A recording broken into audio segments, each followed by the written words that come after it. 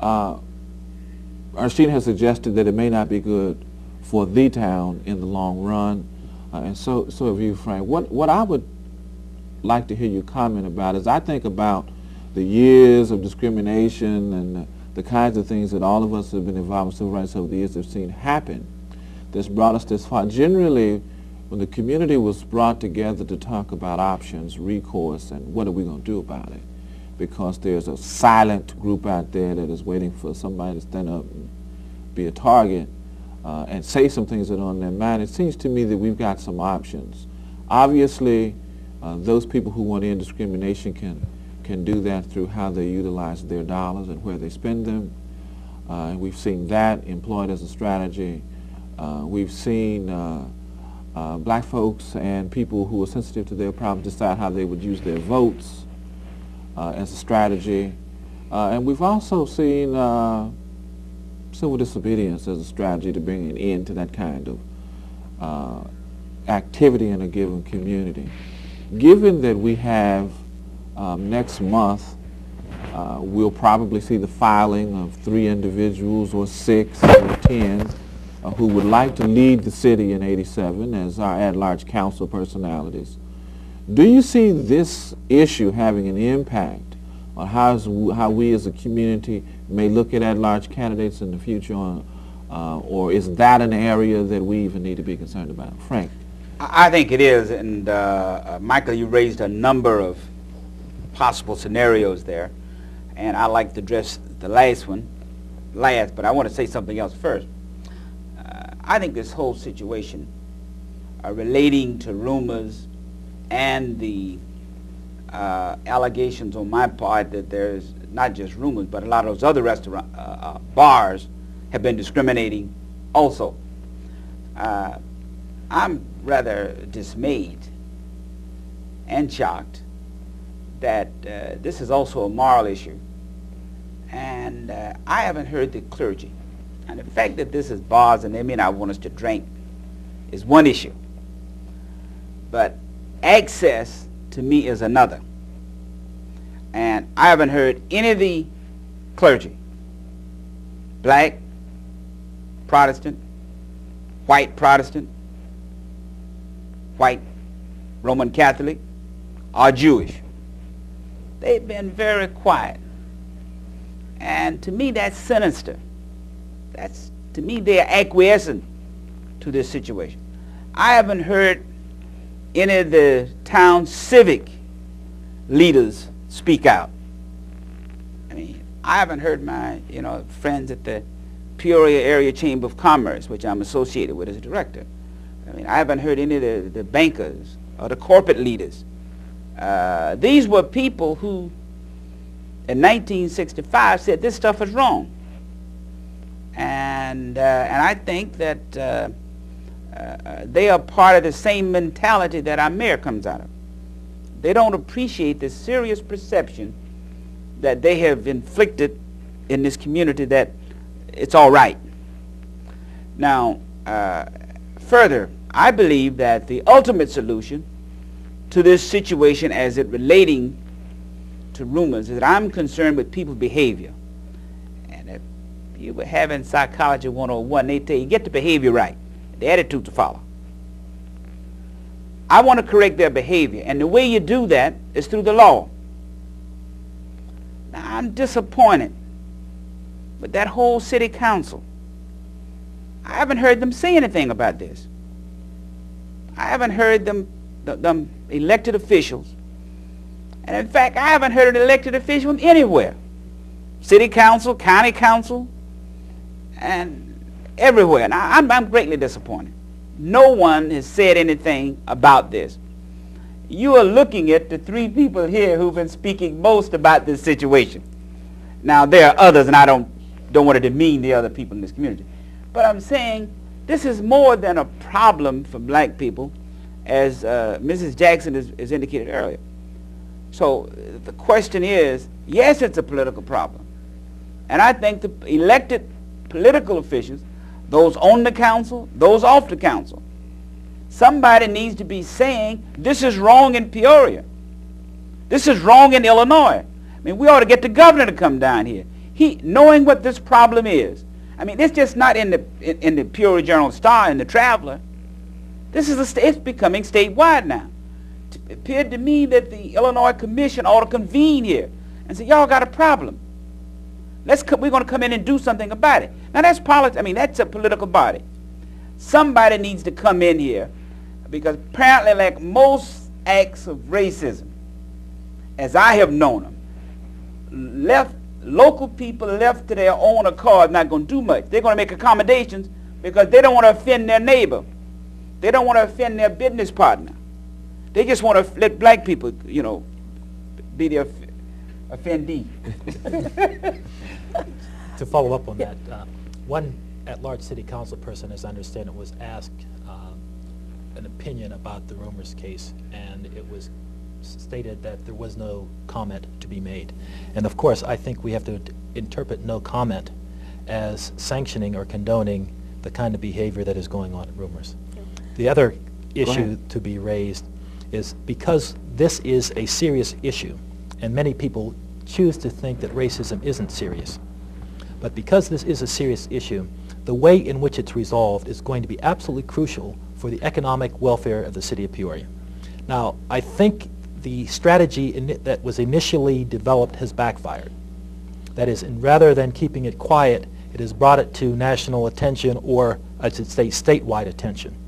Now, if I were concerned about the business, you know, coming into Peoria, I'm going to be awfully careful how it's going to be resolved, because quite clearly, if it's not resolved satisfactorily to 20% to 25% of the minority community, plus the other percentages of the people who are supportive, and there are a number of whites who have been very supportive and have come out and said things, not necessarily in the paper, but at least have been very supportive. A company is certainly going to take that in consideration. The company is also going to take into consideration what kinds of people we have elected as elected officials, making determinations about the city, whether indeed they are going to be forthright and honest and display a degree of integrity and a high degree of morality in terms of making decisions. And something that appears to be so clear-cut, if they cannot make those kinds of decisions, then a company would be foolhardy to come into Peoria to do anything knowing what the old system has been. So I find some serious problems with if we don't handle it correctly. I think, and I agree with Frank, this whole issue is a very political one. And I also am totally disturbed that we have not heard from any elected officials on this issue. Everybody has been very, very quiet. What we have got to do as a people, we have got to become more involved in that process. We need to let them know that we're unhappy with the way in which they have decided to handle this. The only way we can let them know is through the voting process. If we disagree and we know that they're not working for our best interests, then they shouldn't be in those positions. And the way that we can do that is to use our vote. The other way that, and I do this, and I encourage other people to do it, if I go in places, if I don't see black people in there working, I'm going to find out why. And if they don't give me a good answer, I don't go back there and spend another dollar. I walked in one of our drugstores, my sister and the black hair care product was by the checkout counter. And I asked the lady, I said, I was looking for something, and I said, why is all this hair care by the checkout counter? And she said, well, it's because of theft. And I said, are you telling me that only black people steal? And I told she had an armful of stuff. I said, put all that stuff back on the counter. We are not buying anything else here. And I left and I wrote a letter to say, I will not go in your store again and buy products. I think those kind of things that we've got to start doing. Our dollar makes this city run. And we have got to start taking we got to come out of that complacent attitude and really start taking a step, start speaking up, start determining where we're going to spend our dollars and not spend them at places that discriminate against us in any form. Let me be very specific. Were I a current at-large elected official who had to file for re-election next month, should I be concerned about your statements and view them as cause to adjust my behavior in terms of whether or not I'm really doing my job in advocating for all of the citizenry? Or should I take this as some more comments from the black community? This is not just comments from the black community that's going to fall on deaf ears. I think that this community is very serious about what we intend to do and how we intend to deal with the issue. I know I am very serious about this. I am very serious about what has happened in this community. This is my community. I grew up in this community, and I'm concerned about what happens in it. And I'm very serious about it. And whatever I can do to get support in order to make sure that the black voice is heard, I'm going to do that. Well, Clark, you had a comment. Yeah, I think it would be very interesting and very enlightening in terms of how we perceive the at-large council members who will be filing for re-election. I think we need to ask two questions. One is, what is their assessment of this rumors case? What is your position? And not let them off the hook, number one. And to have it become a part of public record so that we will know where they stand. Second thing I think we need to ask them is, what do they intend to do about it, or ways in which they feel they can be helpful in trying to eliminate discrimination, so that in some senses we put them on the spot, so to speak, asking them to confront the issue. I don't know if we've done that. What do you say to the guy that's hoping this issue is blown over before he files?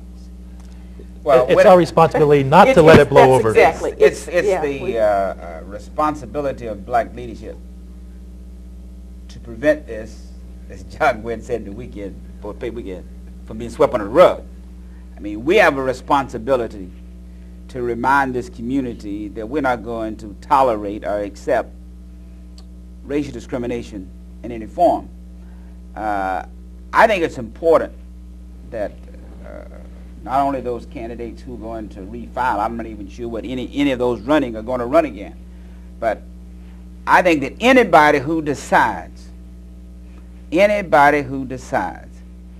that he is going to run for public office needs to say where he stands on this issue of racial discrimination.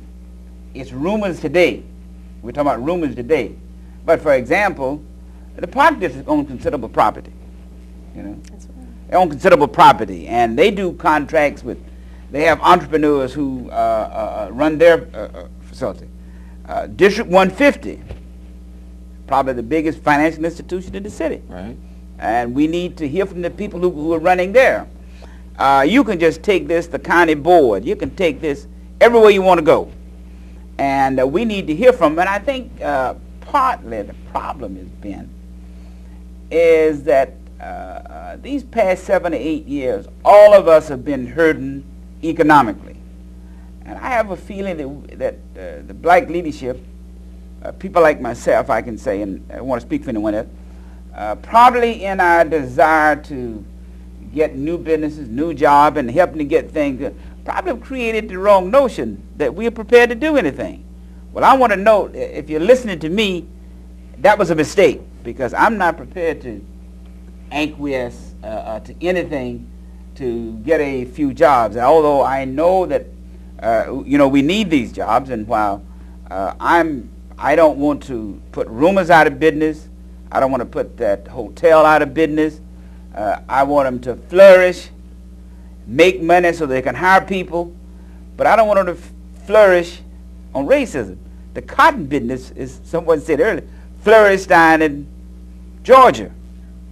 But that's not what we want. We want them to have a business where everybody is open, where it's open to the public and everybody can come in, and there are no restrictions on them. We want them to be prosperous so they can provide jobs. You know, Mike, it's funny, you mentioned before we went off, you said something about whether a little racism is okay. That's like, saying a little sin is all right. I mean, a sin is a sin. And racism is racism, be it a little or not. And we can't tolerate a little of anything.